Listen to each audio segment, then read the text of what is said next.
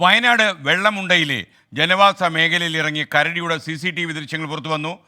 പാലിയാണ പ്രസാദിന്റെ വീട്ടിൽ ഇന്നലെ രാത്രി കരടി എത്തിയ ദൃശ്യങ്ങളാണ് പുറത്തു വന്നിരിക്കുന്നത്.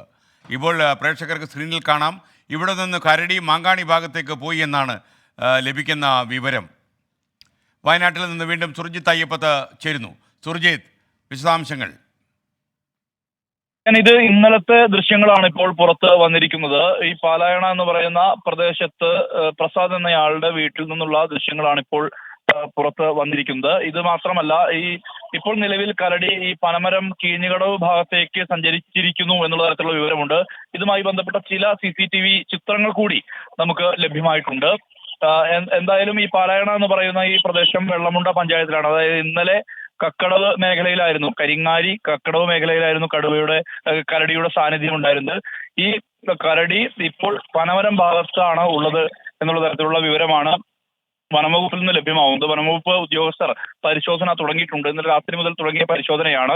ഇതിനിടയിലാണ് ഇന്ന് രാവിലെ മാങ്കാണി ഭാഗത്ത് കടയിലെത്തുകയും ഒപ്പം തന്നെ മാങ്കാണി കുറിച്ചത്തറവാട്ടിലെത്തി പഞ്ചസാര എടുത്തുകൊണ്ട് പോവുകയും ചെയ്തിട്ടുള്ളത്.